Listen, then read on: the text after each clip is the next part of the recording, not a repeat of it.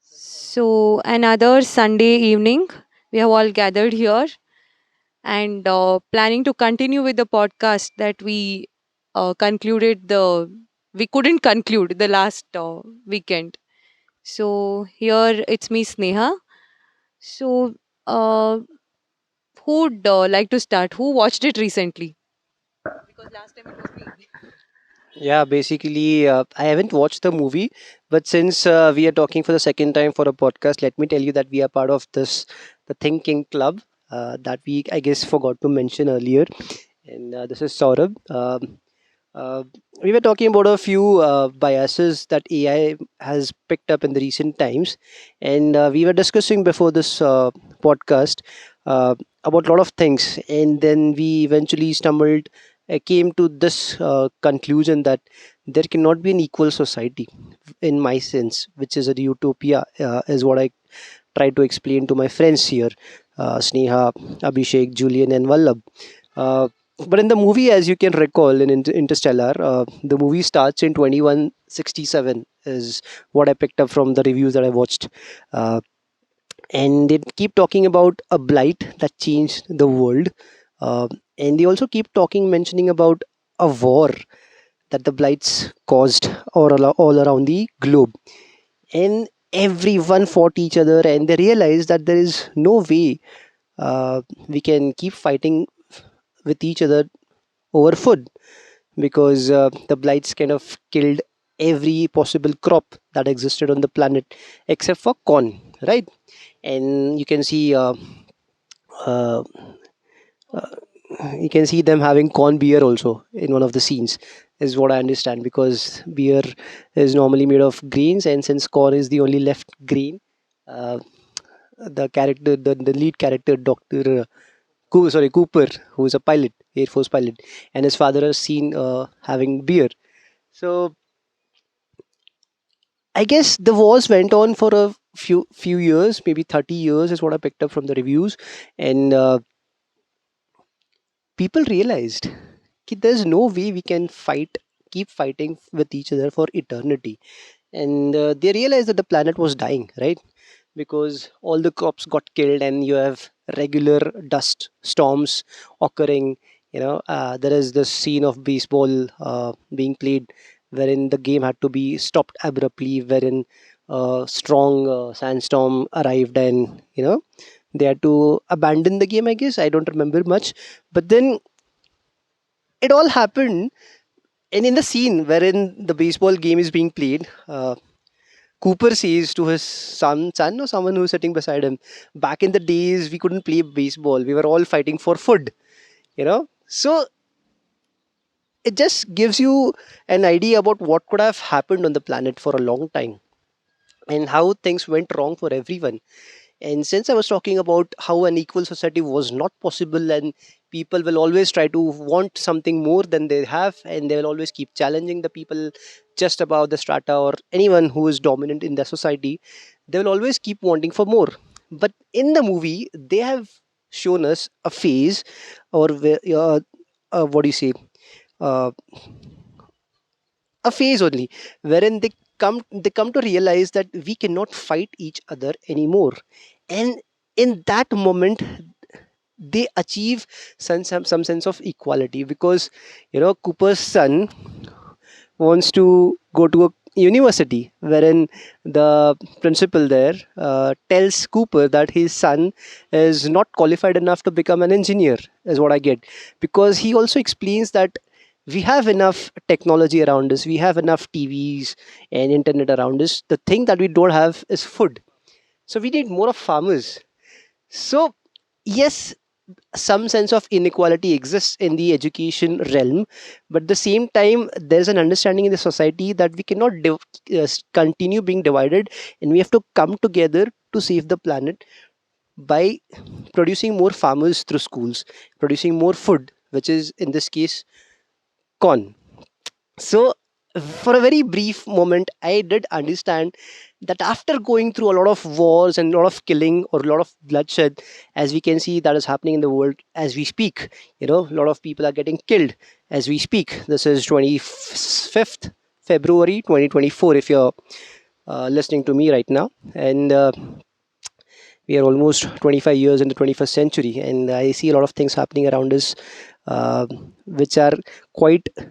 Uh, which quite mirror what is happening in the movie a little bit. So yes, we are not there yet as per the movie, but there will be wars and there will be a lot of, since uh, we just had a big pandemic that killed a lot of people around us. We lost a lot of our dear ones as well. But then in the movie, as I was saying, you did achieve a sense of equality after going through a lot of bloodshed. So on that point, I would like to, pass the mic to Julian and ask him if he understands what I was trying to say and try to maybe take it from there. So hi guys and gals. So what Saurabh was saying was it took a war for us to come together and feel a sense of kinship and all that. So shared suffering, I think, because of no food, brings people together. Uh, like in the movie, the in movie NASA or the space people, they are experimenting on all the crops, and then they tell Cooper and that corn is the last crop, and eventually that crop also will be consumed by the blight. So when there's a shared sense of suffering or a impending disaster, I think the better part of human spirit always comes to the fore, and people unite, like how it is shown in the movie. Earlier they had war. The NASA refused to drop bombs on the hungry people, and as we have seen in the movie, what I feel is, from history, past experiences also, when say for example, when our freedom struggle, when there was a external force that was trying to subdue us or dominate us and all of the Indians and people living in the subcontinent came together and fought the oppressor. So in times of great need and all, I think the better part of human spirit will get us together.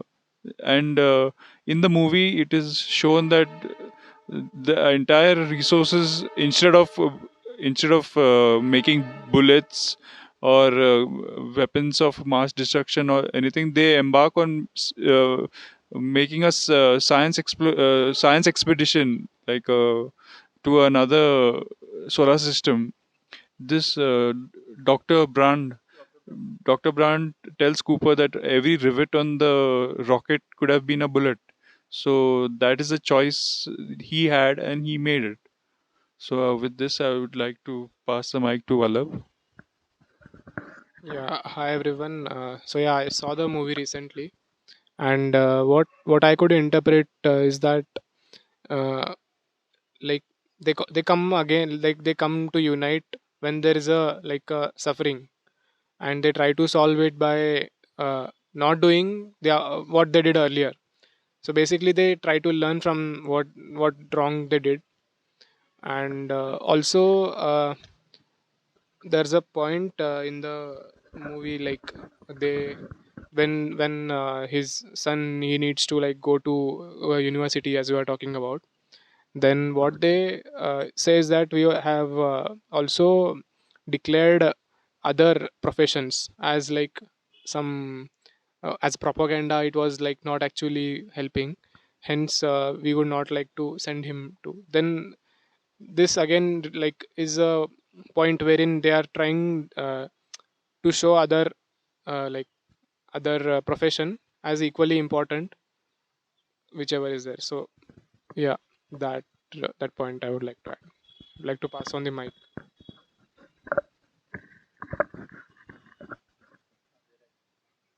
It's okay. You can talk about uh, what's happening in the planet as we spoke about climate change a little bit already, right? Otherwise, Yeah, I can talk about what recently happened if you want to. There are too many things in the movie, no? Where you want to continue from there? Like, uh, thank you, Vallabh, for highlighting those points. But at the same time, I want to highlight a recent phenomena that uh, occurred on a planet. Like 3 years ago, you remember? I don't know if you guys remember this. There was a locust attack that happened on a lot of crops. You remember that? Very similar to what happened. Locusts are nothing but they are large size grasshoppers, and locust attacks happen normally when locusts multiply in an exponential scale, and their multiplication is enabled by hot temperatures with moisture, enough moisture in the soil. So, you know, as in when the temperatures increase on the globe, on the planet, uh, thanks to your air conditioners and in your private charter planes and all those things, obviously. So it eventually culminates into increased global temperatures, and global temperatures also help locusts, the grasshoppers that I was talking about, reproduce and multiply exponentially, and they attack a lot of crops along the African eastern coast, and then they travel towards uh, the Arabian desert, if I'm not wrong, eventually coming to Pakistan and India, and they destroyed a lot of crops as well. So this movie was made in 2010, is it? 2014, and this phenomena happened in 2019. So it wasn't blight as such, but which is bacteria, if I'm not wrong, but it was locusts. So we are already seeing things happening around us, wherein thanks to our own anthropogenic actions, we are putting the planet at uh, danger. And that's what I suddenly remembered about the locust since we were talking about blight. So I mean, like, that's the planet part of it. I mean, the movie starts with that, if I'm not wrong. But it also takes us to the Tesseract, you know, wherein a Tesseract, as explained in the movie, is nothing but a five-dimensional, uh, what do you say, space. Is a five-dimensional space which was built by the persons that they call they, which, in my opinion, is nothing but the humans that eventually traveled, and in which Cooper gets stuck for some time, through which he's communicating with his daughter, sending Morse codes, right? And I mean, like, he gives away the coordinates of the lab, wherein Cooper eventually goes and finds out the lab, wherein they're working on the NASA lab, wherein they're working on those exploring those 12 probes that they had sent some time ago. 2019 in the movie is what they found out the wormhole, right? And since they found it was near the Saturn, planet Saturn, through which 12 probes went searching for planets, habitable planets. So since I picked up a few things on the internet and I remember a few things, uh, there is something called a Goldilocks zone, if you're aware of, which is nothing but that amount of distance from a bright star to a planet revolving around that star. So it has to be such a distance wherein the planet shouldn't be too far away from this bright star, making it too cold for environment to exist, but not too close to the planet as well. So basically, Earth exists in a Goldilocks zone. So they found such planets, is what they say. And since I have not watched the movie, and I picked up few things from watching a few reviews on the internet, uh, the very interesting thing about Cooper sending Morse code to Cooper in the past, it's a very difficult thing for me to absorb. Like, who reached first? You get my point. Like, if Cooper had never reached there, he would have never sent the coordinates through Morse code. And if he's sending the Morse code, who sent him the Morse codes before he reaching there? Like, It's yeah, it's a snake that eats its own tail. So that was a little. I mean, like it's a paradox. Basically, it's a time travel paradox for me. I mean, like I don't know if they are already working on things for time travel, but since it involves a significant time. I mean, a significant. What is the idea of time travel in the movie? Is there somewhere does someone want to throw a little bit of light on what they understand as about time travel, or what they want to talk about time travel, or how time travel fascinates them for the very least? Like, No, you actually explained, no? The dimensions, three dimensions, five dimensions, how they work. So you could elaborate that physical dimensions. Actually, as we see in the movie, what the later part of the movie explains is time in itself is a physical dimension. When you consider it as one of the element in five dimensions, time in itself is physical, and it gets fragmented. Like how we fragments of time, like how 1 kilometer can be fragmented to nanometers also. So how we can physically fragment one kilometer into the smallest part of it, which can be even microscopic. So we can fragment it to that extent. We can break down the whole of a kilometer into so many parts.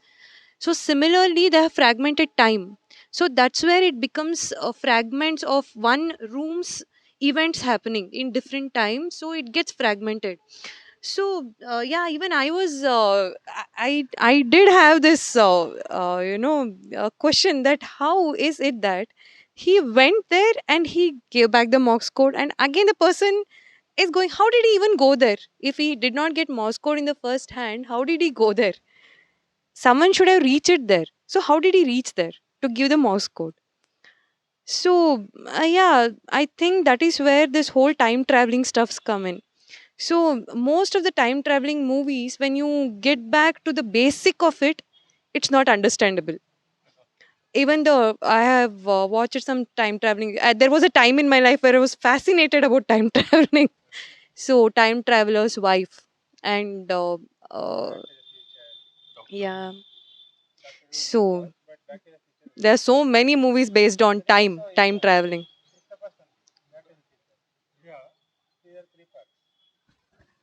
So so when you watch time traveling movies, finally when you get to the basis of it, you have this question: which happened first, the egg or the hen? Which one was the first? So how do we answer that question? Who went there and told back the give in this movie it's Morse code. So who gave him back the Morse code? Someone should have given him the Morse code and the coordinates of the labs for them to reach there. So that's what is shown in the movie, that she sees the Morse code in the books that have fallen, the unequal spacing. She reads Cooper's daughter Murphy. She reads them as Morse code. Yeah, Murphy. Okay, her name is based on Murphy's law. Okay, so her name is Murph. So when she reads them, so who did it? If he has not traveled, then who did it? So is it like he's rounding over the same time? He's going forward, he's coming back. He's going forward, he's coming back. Is it so?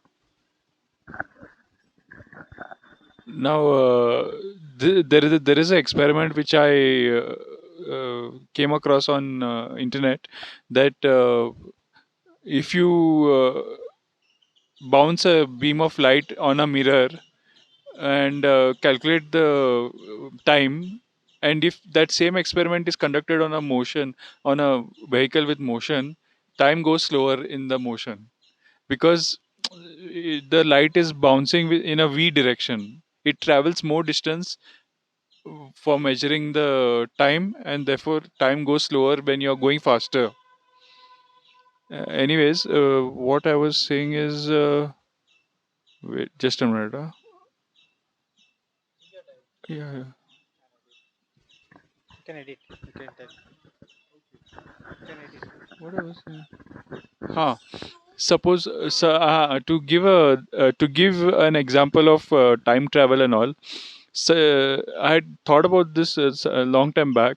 Suppose five of us friends, okay, three of us are in a race, and you are at one of the friends, one of five friends is at the finish point, and one of the friends is at starting point, and we all he races at half the speed of light. I race at the speed of light. Means I go with, and you race at twice the speed of light, and at every kilometer, or say for example at every light second is a unit of distance. So at every light second there is a lamppost or a illumination is there. So how will everyone see everyone? Means, so now say for example I start running, my speed is that of light. So when I reach the end and I meet my friend, he will see me from the beginning because light has arrived at him that time. Do you get me? Hubble, James Webb. So we are seeing the past galaxies and all. In the same way, suppose Cooper went faster than the speed of light and talked to his own self, so it might have been something like that way. But yeah, according to physics, you can't go faster than the speed of light. Like in the movie, they see. I mean, like in the review, they said this that the movie runs for 2 hours 48 minutes. 2 hours 20 minutes. The first 2 hours 20 minutes of the movie are somewhat in line with physics. The remaining last 27 or 28 minutes, it's very difficult to classify or segregate them and prove them based on the limited amount of science we know today. And the very essence of science is it's built upon what you knew and proving it proving it to be false, and graduating towards a newer truth. That is what science works. And it's a very funny way that science also works based upon what the society agrees is the correct science. Napoleon said that every history is a lie that everyone agrees upon. And in fact that same quote might not be Napoleon. What I understand about black hole is the time around the black hole is slow. The gravity is slow. It pulls it. Okay. Gravity is high. Okay. Yeah, yeah. And it's very slow that, and he explains in that movie that if you spend 1 hour in that planet, which is close to the black hole, is 7 years on Earth. So how much slow the time runs? Or maybe these scientists predict that if you go inside the black hole, the time is even more slower, and it might take backward also, and you can travel backward. That's what I feel. It's not proven yet, but they think that way. Actually, even in the movie, Dr. Brandt, she tells that, no, that when he questions, he wants to get back to Earth. So he questions, how can I get back those years that I have lost in the wave, the huge wave that comes? He loses some years when the crash happens. So not the crash, the wave happens, and then they have to spend some more time so that the drainage happens from the aircraft, spacecraft. So when he questions that, she tells, all that we know is there is relativity, but then going back in time is not possible. But then in the same movie, in the later parts, they are telling that we can get back in time. He does that in the movie. So the whole movie itself tells us that that which is not proven today doesn't mean that doesn't exist, or that phenomenon isn't happening. So it's just that we have not proven it, or we are not seeing it. It's called Thomas Kuhn cycle. If you can Google, you can understand. Why bias? You are introducing bias just now by naming Google. Okay, so you can search any engine you want, you are comfortable with, so you'll find it. So let's not be biased with one. So that way, the movie itself tells that. So what she tells that is not possible, she herself tells in the movie that going back in time is impossible. You can be relative, somewhere it might be slow, somewhere it might be faster. So by going to some other planet other than earth, you might go in a slower manner, but then going back in time, it's not possible. That's what she tells. But then the movie itself proves it later. The movie, he proves there that in black hole, when you get into the black hole and then time is fragmented, he's going back in time to the his daughter's room. I think Yeah. when we discuss Tenet now, then we can explore something related to this only. Yeah, so Also in the movie, if you see, like, those when he goes to that chamber, five dimension chamber, everything is in terms of like, it's all droplets and powders, whatever he's trying to show. So this, I think, somehow relates to the, like, string theory, wherein everything exists in terms of like a string.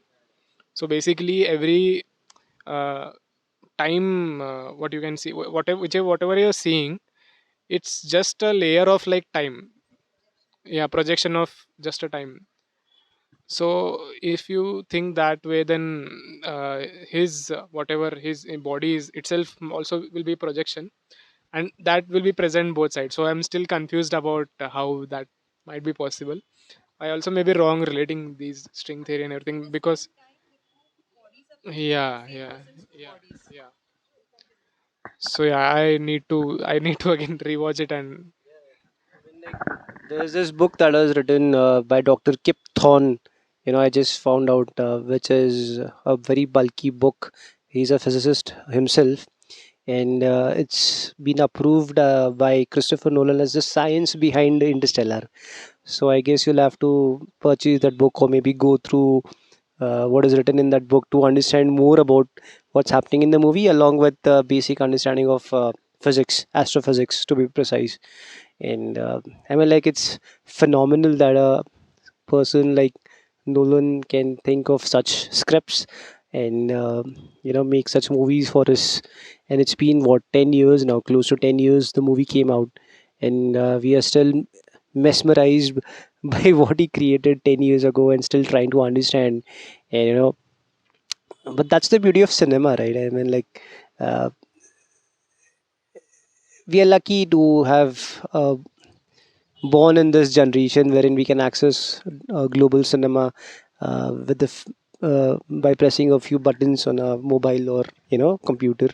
So, but since we were talking about exploring different planets, and the Dr. Brandt eventually ends up on a different planet wherein she's carrying with her ova, fertilized ova.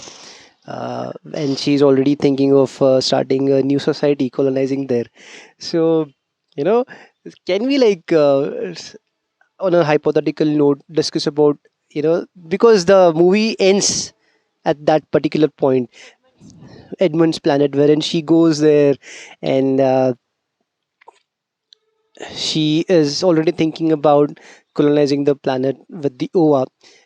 And the movie stops there. So, can you, like, hypothetically imagine yourself to be Dr. Brand, uh, in with the responsibility of restarting the human society on a very different alien planet from scratch? And if you were Dr. Brand, what would be at least a few steps, or what would be your planning like in the future to start a society from scratch? And what are the elements of this planet, the current planet that we inhabit in, you would like to retain there, or you would like to completely discard a few elements? Like, whoever wants to go first.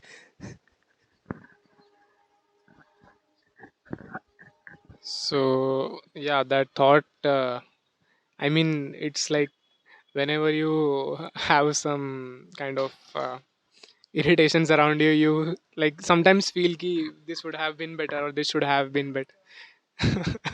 And so yeah, in my view, what I would do is, what's the concept of money? Or basically, I have heard this, like, it's a good story. Like, money is a very well told story. So yeah, I would not have that kind of thing, but I would find another alternative. Not exactly what I can say right now, but yeah, I would find something alternative wherein I would like. Like how they say money is the root of all evil. So you want to discard the root of evil or something? No, it's, I don't think it's a root of all evil, but people who use it are evil and they make choices that do certain bad wrong things. So yeah, I would take certain precautions in that sense. I was thinking about Amelia Brand. I think it's my hunch that director Christopher Nolan named the character Amelia after Amelia Earhart, who tried to cross the Atlantic or Pacific, and then she went missing. She's a solo pilot. So when earlier in the movie, when this Dr. Cooper, the main hero of the movie, he's talking to the black man in the space. What's his name? Romilly. And Romilly tells him that he's very scared about sitting in the spaceship, and only a thin sheet of aluminium is separating him from the great void and all that.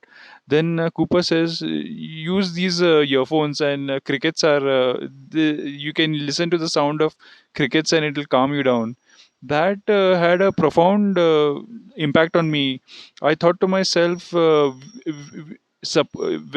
the foreseeable future or unforeseeable future, if we do have to vacate the planet or uh, explore for extraterrestrial planets, we would have to take the entire animal kingdom with us, because we are a part of the biological, yeah, we are part of the biosphere, and we cannot live divorced from it. We have to somehow take each and every organism with us, because suppose it is in our like, for example, our gut bacteria. Our gut bacteria is a part of us, even though it is not the same organism, but it dictates so many uh, moods and appetite and so many things. So this is what I learned from Dr. Romilly and Dr. Cooper's conversation.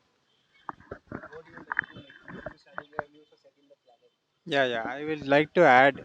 We'll go back when before Cooper was selected.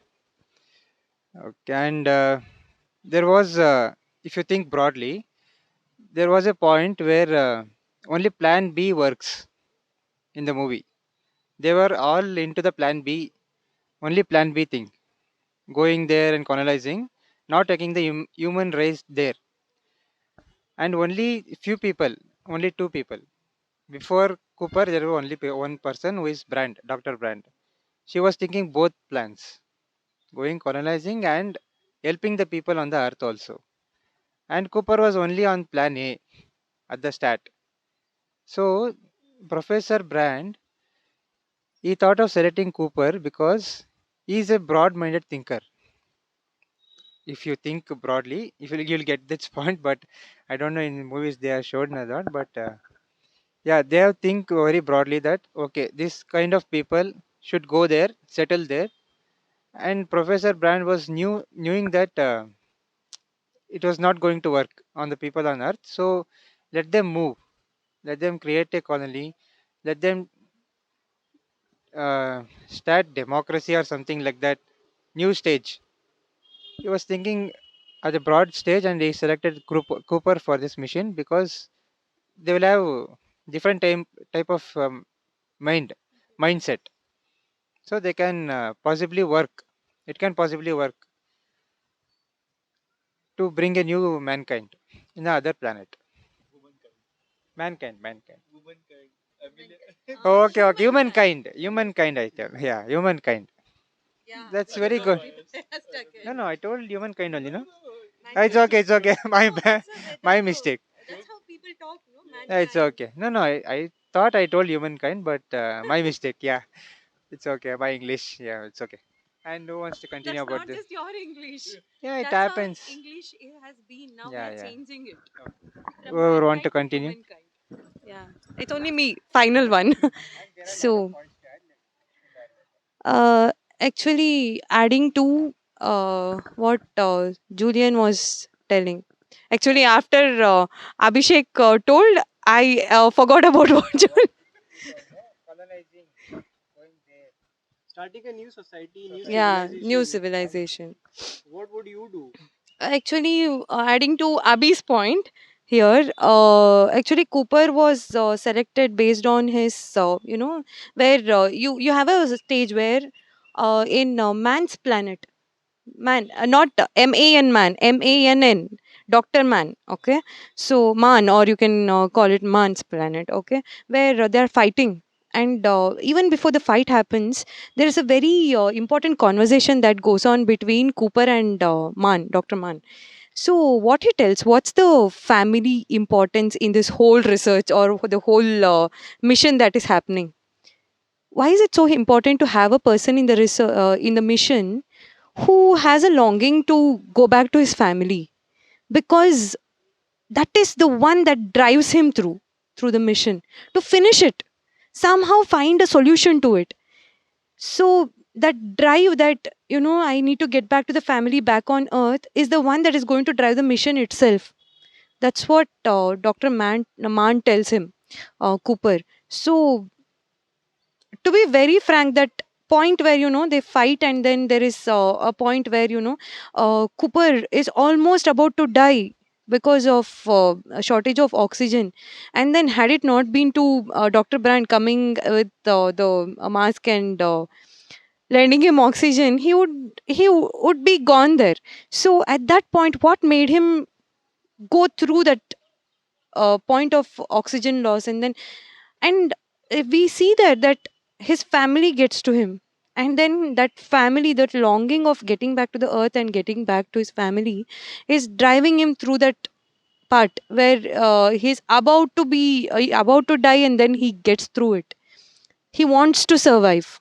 So for what he does, he want to survive? It's because of family. So yeah, that humanity, what you call.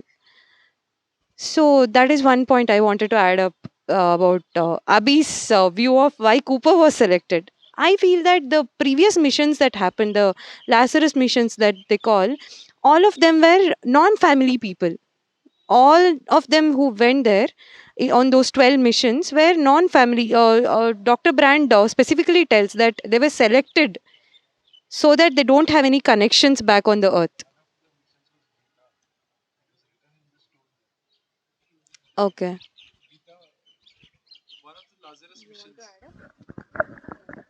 I think I caught a look of the stone which commemorates the Lazarus missions, and one of the astronauts was Geeta. If I'm not mistaken, but it was a Indian name. So we as a country also have a stake at the table in space exploration, right? And rightly so. On American soil. Haha, okay, okay. Yeah, yeah, Indian drone only, no? Yeah, missile, not easy missile, it's a drone.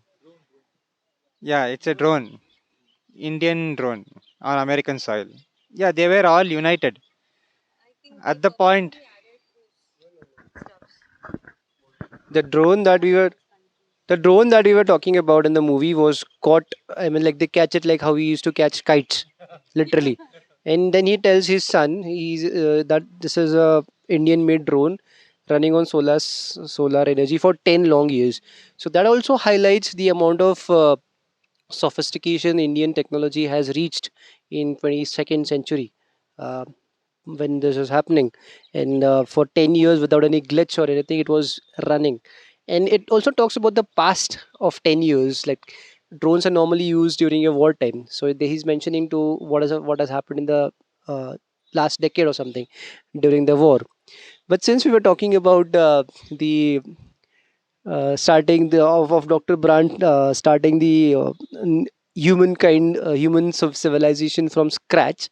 I mean, I won't really try to, uh, what do you say? retain or not retain anything from Earth.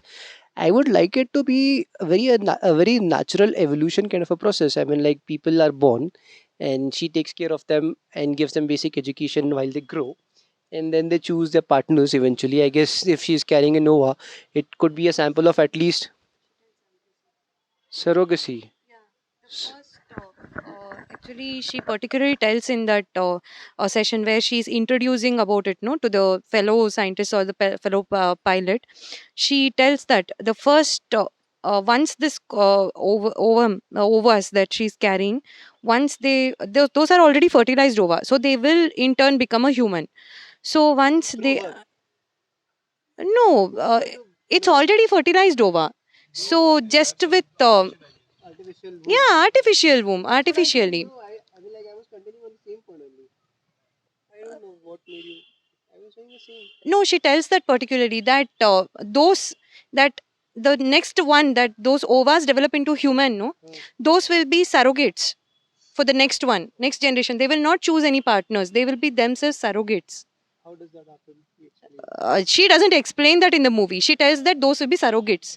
The next generation will become I mean, the like new. the surrogates that we are talking about is, I mean, like a few of the ova get are born through artificial limbs, if I'm assuming, and then they become surrogates by taking the next set of ova, is what I understand, and then eventually they reproduce. And yes, basic education is what they get of humankind, but at the same time, talking about society, religion, politics, or all these isms that we keep talking about, you know. I mean, like, obviously, there are those two AI robots that are traveling with Dr. Cooper's mission, SARS and TARS and Case. I guess Dr. Brand is not left with any AI robot, but I guess she has. So the AI will take care of the education part and imparting all those things to the new society. But I guess it depends upon. It's again like training your new AI, and how the AI in today's contemporary times is biased. I guess in 150 years from now is what I understand in the movie. The AI will be more mature in terms of AI that is today. So the same AI.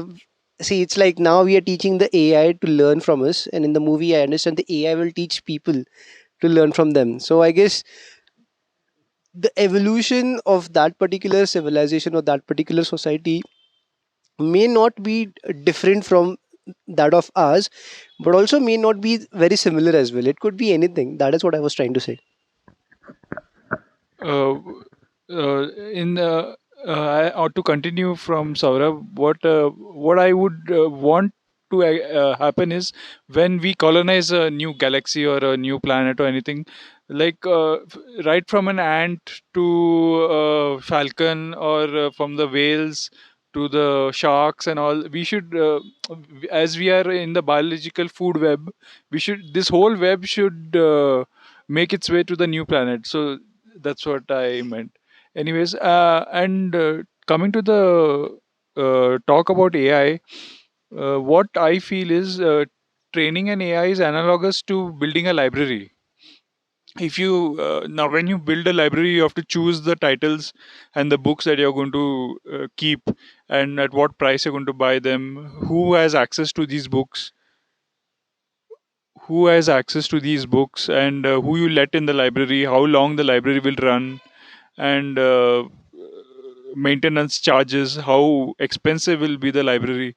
So in the modern world, you can say that the old library has metamorphosized into a AI bot. Now the AI bot can is trained on text only, large amount of text.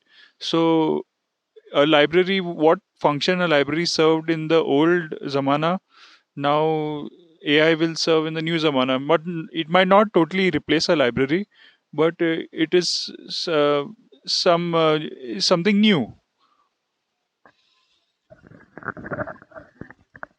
Want to add some points? Yeah, adding to You want to add?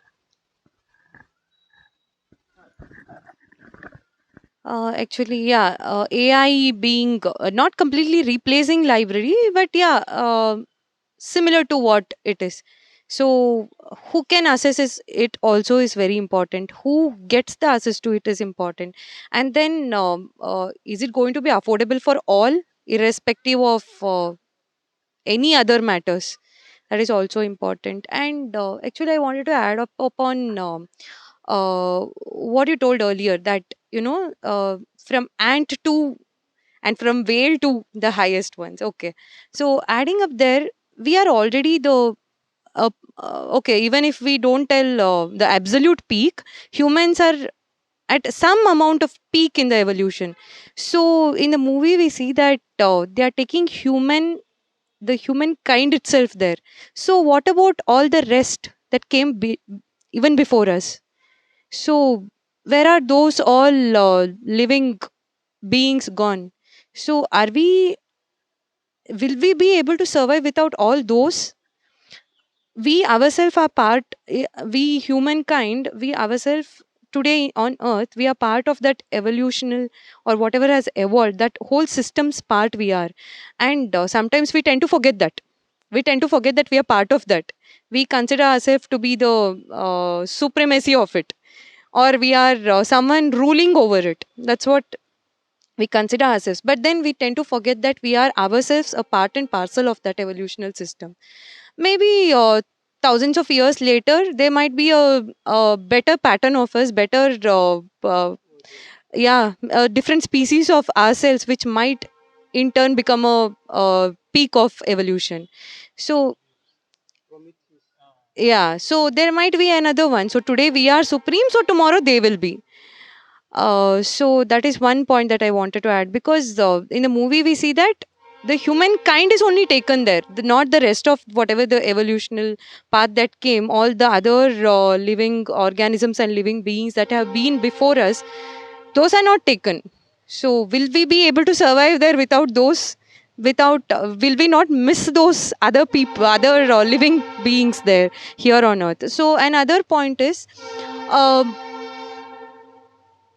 that I wanted to add, that what I don't want, or what I want the we being in another planet to be like. Actually, in the movie, there is one scenario where Professor Brand tells Cooper, there's a conversation that happens, and I already spoke about it in the previous episode of our podcast also, where he tells that today the scenario is such that nature, almost the nature has decided that we are not meant to stay back on earth or save the earth. Don't save me, just leave. The nature or the earth wants us to leave. The scenario has come to that because the blight, whatever is attacking over their crops, uh, it is the blight is more survivable on this earth than us. The scenario is so at that point I somehow felt in the movie, while I was watching the movie, I felt that nature is deciding, just get out of this place. You don't have to save me, just get out. I just, if tomorrow, if in the near future or far future, if the scenario so happens that we have to leave this earth and go to another planet and inhabit there, let the scenario so not happen that that planet also lands up telling us get out, let's not land up there. So if at all tomorrow so happens that we can't save our own earth, or the earth finally decides to let go of us, at least let's not do the same old mistakes that we did over the earth, that even that planet dejects over us, rejects us, finally gets to tell that get out. Yeah, I mean, like nitrogen is 78% in the atmosphere. And how much is oxygen? 19% or 21%? So, no, I'm just. So, since we were talking about that, I guess we are already surviving in a planet uh, wherein the survival is based on a mere very small resource of a gas, which is oxygen, which is not in abundance as much as nitrogen is, right? So since he was talking about that we don't belong to this planet and the nature wants us to get out of this planet, I guess it's by design as well, because the design was meant for people or for species that thrive on nitrogen, and I guess blights do thrive on nitrogen, and maybe the planet actually belongs to the blights, and that's why in the movie. But since we have come to a phase wherein everything is anthropocentric, is what I try to Uh, Anthropology is about man, right? So man, like how I talk about keep talking about ethnocentrism. So anthropocentrism, wherein man thinks of himself or herself or themselves. Libido dominante. It's a tendency of man to assert his will, even if it results in bad things happen. He can't help but want to dominate on his surroundings and his peers. Simple term is selfish. Yeah, simple term is selfish. There is no denying that. So man, humans, women, or everything that is part of the species has been for a long time very selfish, and we are at the center of a uh, anthropogenic extinction as well, forced by humankind. Uh, so for a long time we have been quarreling amongst ourselves only, and we have never thought about living in harmony with the nature. But the nature itself herself is actually forcing us to make sure that we uh, start living in harmony with the nature. And then I guess the movie also points us to that only. I mean, that's the entire point of the movie, that this is the only planet that you have for yourself, and you better get uh, working towards establishing that particular equilibrium that existed maybe 50,000 years ago from now, wherein humans were part of the ecology and not at the peak of the ecology as we now claim to be. So I guess with that point, I would like to conclude on my behalf, and I would like to ask for everyone to add their own concluding remarks. We didn't add upon what challenges we might face in the new No, planet, no? one point I will add. You can Yeah, yeah, you yeah, can yeah, yeah, continue with that. yeah. At last, what he said? No, no. What It's he okay, said? we'll edit it. Selfish. Yeah, selfish. And one more thing is there. Love. Yes, proven a point there. You are spoiling the earth because of your selfishness, and you are spoiling love between yourselves. And he has shown that don't spoil love. And love is also a centric point in the movie. He has shown it. Do anyone I think the whole want to? movie revolves over Yeah, love, yeah, no? love. Maybe love. Yeah. Who wants to add the points?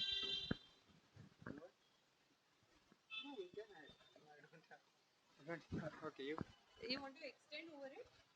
Yeah, on love you can extend. There are points they have shown, no? Father and daughter's love, father and Cooper's love, And Dr. Brand's and Edmund's love. Dr. Brands and Edmund's love, and grandpa's and their son nephew's love. Hmm. Everything they have shown. Yes. The central theme of the movie is love, as Abhishek pointed out. The that is the source of all our endeavors, our cooperation to build such a big spaceship. There is faith in your peer. Like, say for example, you're on route to a difficult journey and all, such a journey across the stars, and you're not going to do it for any lame purpose, but you're going to do it for love for your own people back on earth, for your family, for your friends. So the director has appropriately shown this on screen. And just a few days back, I was watching YouTube video which highlights the prisoner's dilemma, kind of a puzzle. This like why species cooperate with each other, like they are in a herd, or bacteria and all grow together, and they don't attack each other. This is because of the prisoner's dilemma. And the prisoner's dilemma, maybe not exactly like love, but that is what we see in the animal kingdom. Love love I feel is not unique to humankind. I think even animals express love, and we can actually see it in mammals. Very B- evident in mammals. it's very evident in mammals. And uh, and this will prove to be our most biggest strength that the director also comes across like conveying this point. What what will see us through our biggest troubles and our biggest challenges will be love. Uh, and our big war that had happened over food, that didn't get humanity anywhere. So in the end, if it as depicted within a family between Cooper and his daughter, love did prove to rescue humanity as a whole.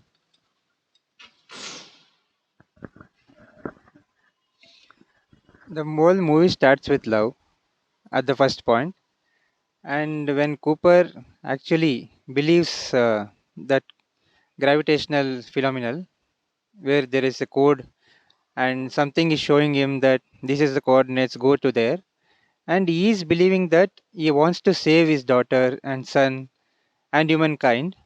He believes that phenomenon goes to that coordinates, and there he gets the chance to go to space. And even Professor Brand also, he is in love with humankind. To save that humankind, he lied also that there is a plan A and plan B. And even Dr. Brand, she also, Amelia Brand, she also has a very strong motive to go because her, yeah, yeah, motive is love with Edmund, and she also plans to go there because of love. I'll pass the mic to Sneha. She tells that in the movie directly, Amelia Brand, where you see that voting happening between the three. Cooper, or I think Romilly, he advises to vote. He Because they are in a dilemma whether, because they have no enough fuel to travel to both the planets. They lost some of the fuel and time because of the huge wave that came up in Miller's planet. So they can only travel to one of the two. That is Dr. Mann's planet or Edmund's planet. So because of this whole dilemma, they choose to vote among themselves. So there the scenario comes up where she will definitely vote to go to Edmund's planet, because she tells that the slightest of the chance of me seeing his face again drives me to go to that planet, and I will vote for him. I will vote to go to Edmund's planet only because though they tell there that Edmunds has stopped transmitting few days, though the data was promising, the transmission had stopped. So we don't know what might have happened over that planet, or is it even sustainable or not. But then the Dr. Mann's planet was still transmitting, which later we find out that he was transmitting just to save himself. So there even the new point comes up, how selfish a human can be. And that human who is in peak of his field, Dr. Mann, who is told to be, the best of their kind, the scientists or the astrophysicists. So the best of them also proved to be finally pretty selfish to himself. They lost so much of time and resource in the mission. And finally, it so happened that only she could reach the Edmonds planet. Had that not happened, the whole scenario of the movie would have been different. So one single person's selfishness can prove to be so detrimental to the humankind. So that's also shown very well in the movie. And does anyone want to add upon love? Yeah, since we were discussing about love, the very feeling of, uh, waiting and longing for someone's face or the glimpse of them, I can relate with that. Having lived through an experience wherein I was longing for something like that, very similar. And I can very much relate with what Dr. Brandt is going through in the movie. And I can very much understand why she's ready to do anything, literally, to reach the planet to meet Dr. Edmund, is it? Wolf Edmund. So yeah, it's a very beautiful feeling, and then uh, love does invite us all, but it also makes people do extraordinary things, like what Dr. Emilia Brandt is seen doing in the movie. So yeah, I mean, like, I don't want to. add anything more on that. Just wanted to share about how much I relate with Dr. Brandt and very much understand of what she's going through. And yes, that's it from my side. Vallabh, you want to say something? I'm still in the thinking, not amateur. I'm still thinking about the string theory talk which I gave. Is it somehow I need to relate it properly? So yeah, I was still thinking in that. Now, do you want to add about when we are talking about what can happen? What do you want in the planet that you want to reach, that you might reach tomorrow? Do you want to add up upon the challenges that might exist there? Because we might have competitors there already. No, no, no. No? We Okay. don't know. We are not. Okay. Okay. We That's a should very only high, be imagining. So, with this, we would like to bring to an end today's discussion and the podcast on the movie Interstellar. And signing off, Vallabh, Saurabh, Sneha, and Abhishek, and Julian. So on behalf of Thinking, and we would love to for you to join us again on another podcast. As of now, bye bye, and have a good day.